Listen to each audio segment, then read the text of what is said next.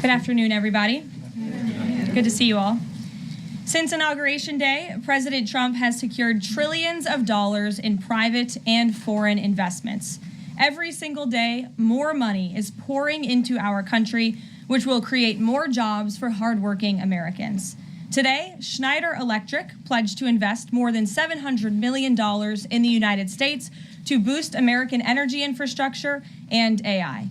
On Monday, Hyundai announced a $20 billion investment in the United States, including $5.8 billion for a new steel plant in Louisiana, which will create nearly 1,500 high-paying jobs. President Trump is truly turning America back into a manufacturing superpower. Yesterday, President Trump marked National Medal of Honor Day by meeting with 21 of our nation's bravest heroes and incredible patriots who have been awarded the highest military honor. Beautiful picture. The president also signed a historic executive order to protect the integrity of American elections by strengthening voter citizenship verification and banning foreign nationals from interfering in U.S. elections. These are the common sense solutions that only Democrats could oppose. But voters deserve elections they can trust, and critical confidence is being restored thanks to President Trump's leadership. Later this afternoon in the East Room, President Trump will mark Women's History Month by honoring the exceptional women around our country, including the highly talented women in his administration and his cabinet. And on an additional scheduling update, the president will hold a press conference in the Oval Office today at 4:00 p.m. to announce tariffs on the auto industry, and I will leave that to him to make that announcement later. Unfortunately, all of this good is happening for our country. This administration is working hard on behalf of the American public every day, but the mainstream media continues to be focused on a sensationalized story from the failing Atlantic magazine that is falling apart by the hour. Here are the facts.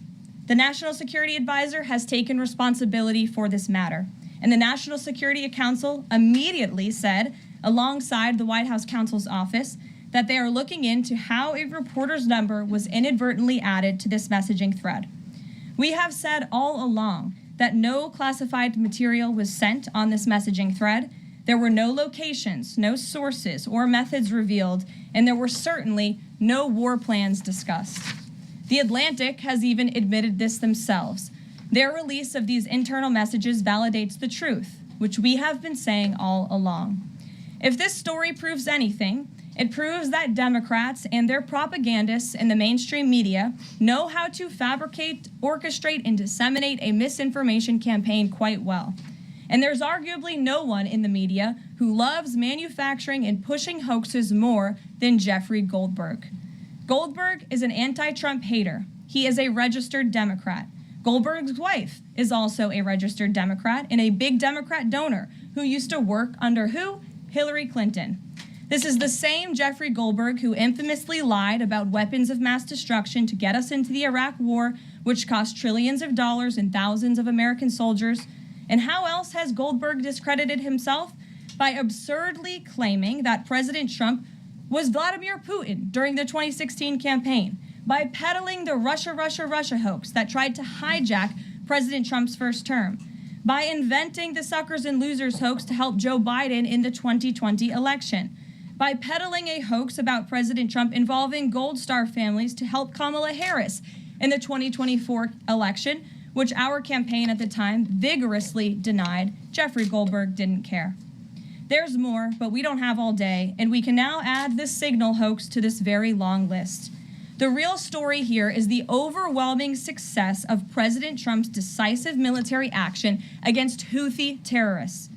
On March 15th, President Trump ordered a series of military operations against the terrorist Houthis to defend U.S. shipping assets in the Red Sea, restore freedom of navigation for international shipping, and defend the United States from enemy threats. United States forces successfully struck dozens of targets across Houthi-controlled territory. And as a result of these actions, several Houthi leaders were killed, including the Houthi drone chief, his deputy, and several of their drone experts and other key leaders. We also destroyed command and controlled facilities, weapons manufacturing facilities, and advanced weapons storage locations. And it's important to remember why this powerful action took place in the first place. because of Joe Biden's incompetence and pathetic weakness on the world stage for years. The Houthi terrorists grew emboldened. Immediately after taking office in 2021, Joe Biden removed the Iran-backed Houthis from the foreign terrorist organization and specifically designated global terrorist list. Did anybody in this room ask the Biden administration at the time why they made such a stupid mistake? This reckless action undid the designation put in place by President Trump during his first term, and what followed was predictable and devastating. The Houthis targeted U.S. military ships and aircraft, hit commercial ships, including U.S.-flagged vessels, threatened our personnel overseas, and attacked our allies in the region. This resulted in more than a year of U.S.-flagged commercial ships being prevented from safely sailing through the Suez Canal, the Red Sea, and the Gulf of Aden. This had a massive negative impact on global trade of the economic security of the United States. Joe Biden was the commander-in-chief, and he sat on his hands while the United States of America was bullied and embarrassed by terrorists. President Trump and his team are putting a stop to these threats and restoring American strength around the world. The Trump peace through strength approach means no terrorist force will stop American commercial and naval vessels from freely sailing the waterways of the world. But unfortunately, this is not what the Democrats and the media want to talk about. They are focused on a coordinated campaign to try and sow chaos in this White House. And this has been the most successful first 2 months of any administration ever, which is exactly why they are doing this. We are not going to bend in the face of this insincere outrage. And here's just one example of how bad faith the Democrats' criticisms are. Democrat Senator Mark Warner is hysterical over the use of Signal, which is an approved decrypted app, in the killing of Houthi terrorists. But Senator Warner himself used Signal to work with a lobbyist for a Russian oligarch to connect the disgraced Steele dossier author who started the Russia hoax, which Jeffrey Goldberg later reported on. How ironic. We're not going to lose focus of the bottom line, which is that Joe Biden's weakness enabled and emboldened Houthi terrorists, and President Trump's strength and resolve eliminated those terrorists. Here in our new media seat today, we have Lindsay Keith. She is the managing editor for Merit TV and serves as their White House correspondent. Merit TV launched 1 year ago and creates and distributes content across diverse platforms. We're glad to have you with us, Lindsay. Please kick us off. I appreciate it and this opportunity for Merit TV. Two questions, if I may. One on Signal, one on the economy. Sure. On Signal, how comfortable is the president with what was shared so far now that the chain has been released? The president's view on all of this remains the same today as it did yesterday. And I think it speaks volumes about the leadership of this president that he went directly to all of you, members of the press corps. He was asked, do you want someone else to go out and do a briefing? And he said, no, I will tackle this story. I will discuss it. The people need to hear from me about this situation. And so his thoughts on this remained the same today. He has placed great trust in his national security team. And as for the usage of Signal, as the president said yesterday, as the CIA director has testified under oath, this is an approved app. It's an encrypted app. The Department of Defense, the Department of State, the CIA has it loaded onto government phones because it is the most secure and efficient way to communicate. As for, again, the original situation in this messaging thread, the National Security Council, the White House counsel's office continues to look in to how this mistake, which the National Security Advisor has owned, occurred, and the president has ensured they are doing that. On the economy, consumer confidence hit a 4-year low this month. Can you help explain to the American people how tariffs will help them in the long run? Yeah, absolutely, and I'm grateful for the question. The American public will hear later this afternoon from the president directly on the topic of tariffs. And as you all know, April 2nd day, President Trump has proudly dubbed it Liberation Day for our country. What he means by that is it will be a day where the United States of America will no longer be ripped off by nations around this world. It will be a day where Americans finally see free and fair trade practices restored. We are no longer going to allow our allies, our competitors, and our adversaries to take advantage of American workers.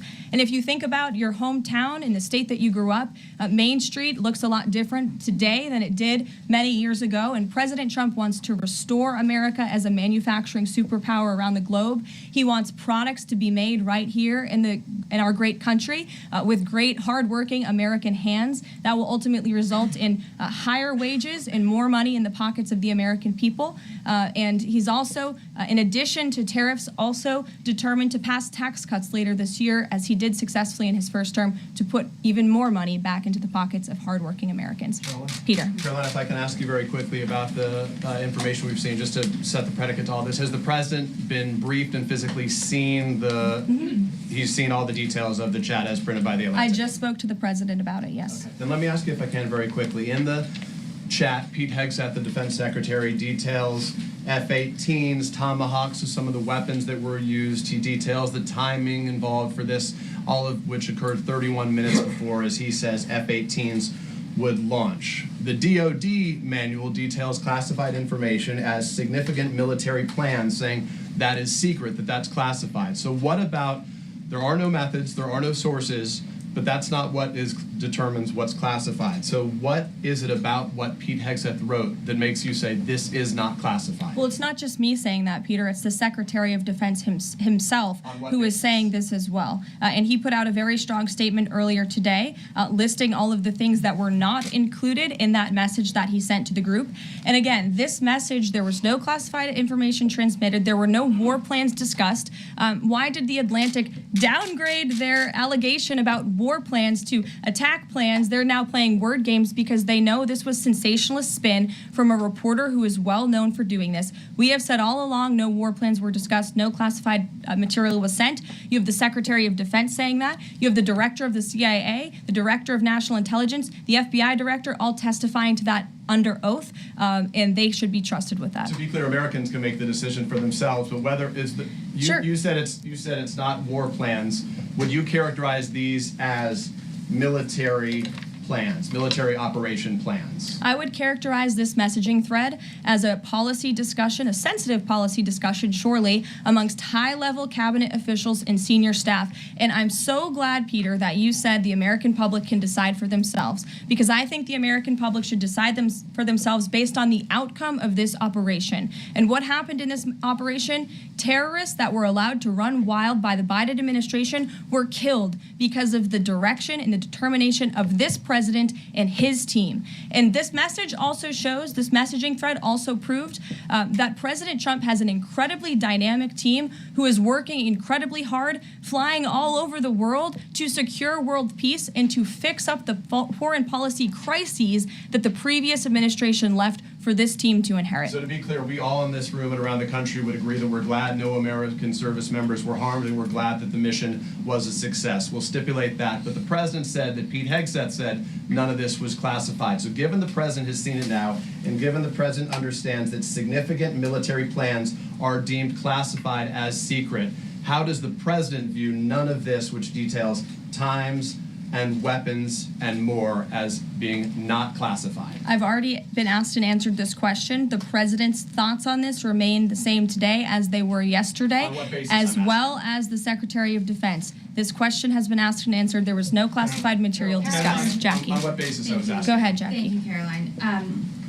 So why aren't launch times on a mission strike classified? Again, I would defer you to the Secretary of Defense's statement he put out this morning. There were various reasons he listed, things that were not included in that messaging thread that were not classified. And again, going back to the American public, do you trust the Secretary of Defense, who was nominated for this role, voted by the United States Senate into this role, who has served in combat, honorably served our nation in uniform? Or do you trust Jeffrey Goldberg, who is a registered Democrat and an anti-Trump sensationalist reporter? This president and this national security team are putting our national security and the American people first. We are restoring American strength around the world, and the results of this operation speak for themselves. Putting aside Jeffrey Goldberg, though, just for for American service members who are going to have to carry out these missions in the future, what I guess the message that's coming from the response to all this that we're hearing is that nothing sensitive happened,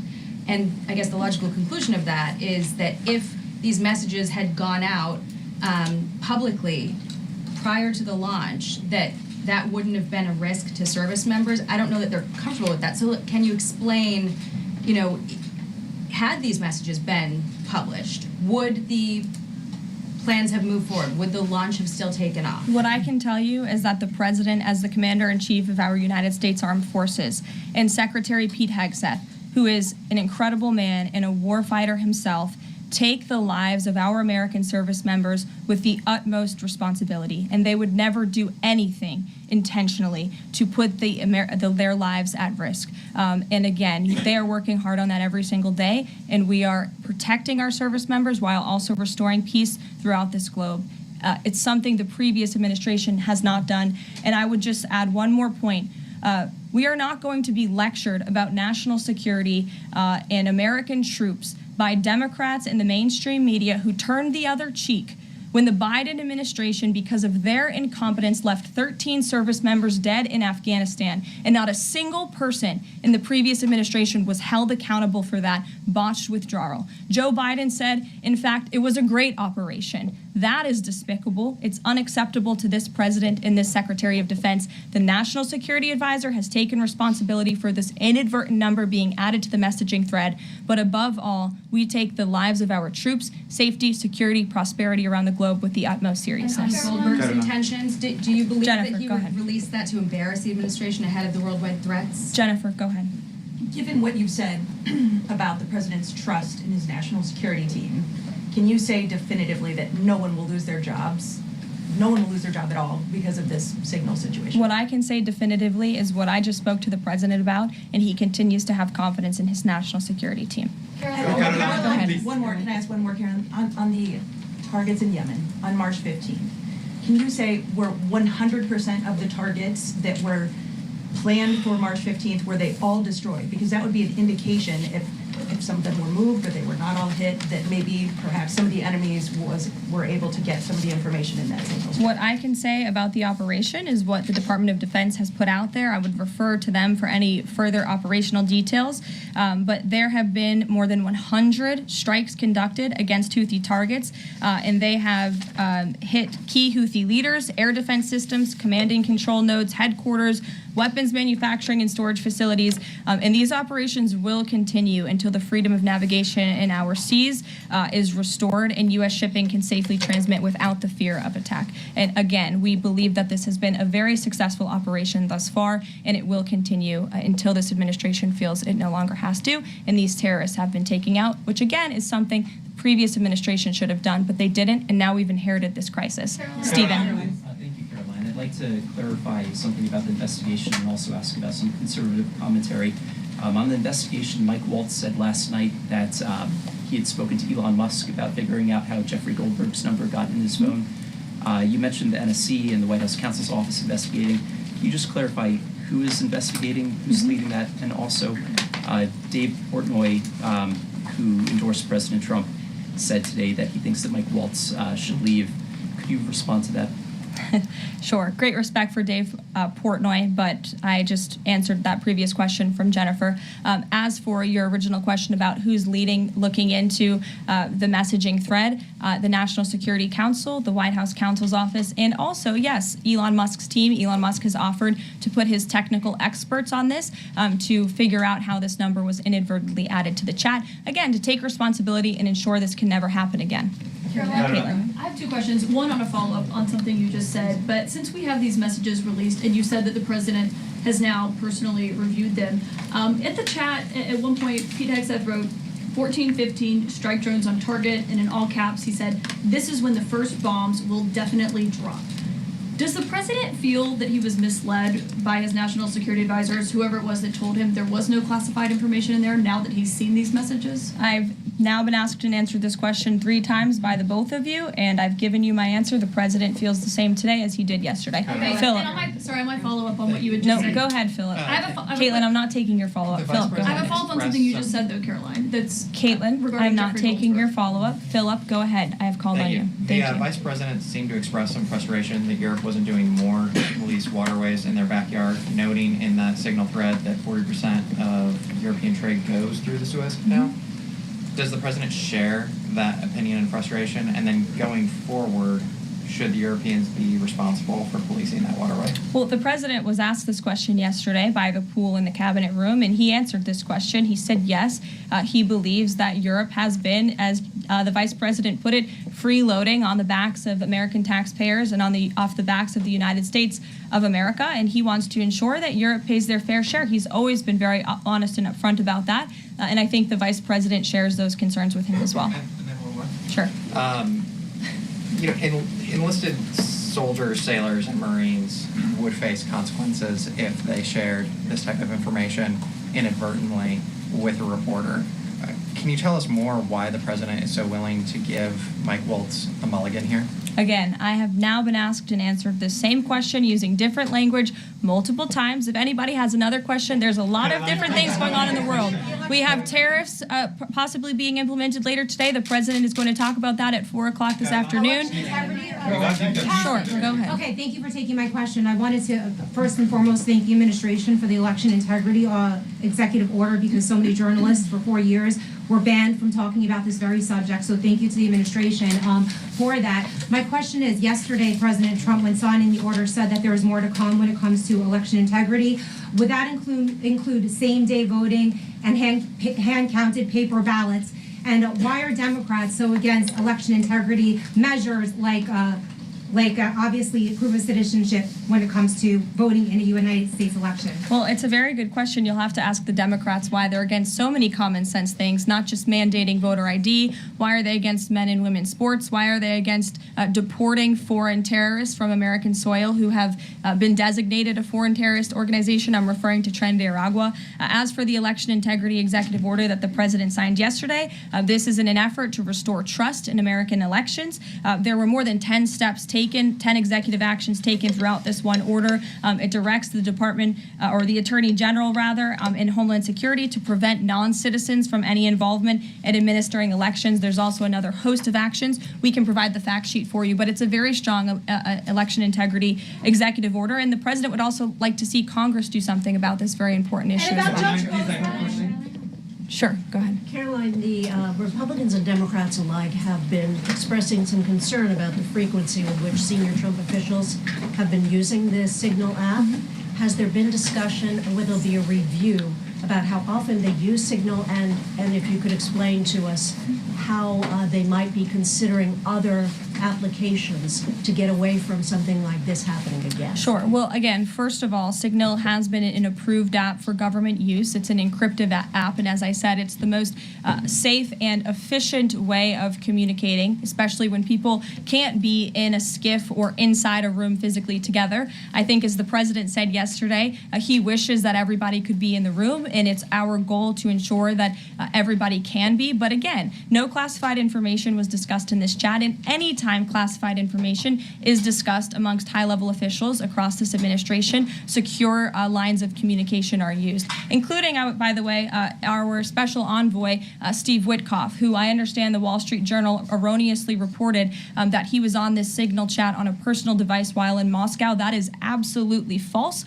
Steve Witkoff did not have his personal device, nor did he have his government device with him. He was given a classified, protected server by the United States government, and he was very careful about his communications when he was in Russia. So rest assured to the American public, this administration is taking every precaution when it comes to protecting our national security. And that's why the American people reelected this president, because they know that our national security is in good hands with the President of the United States. Speaking of the Vice President, I understand he's going to be speaking any moment now. I would hate to counter-program the Vice President of the United States. You'll also hear from the President at 3 o'clock. He will be honoring women's history at the Women's History Month celebration. We have a lot of great women across our cabinet who will be in attendance, so we'll see you all there. And then you'll also hear from the President again at 4 o'clock when he talks about tariffs. So plenty of time for more questions. Sorry it's a bit shorter today, guys. We'll see you later.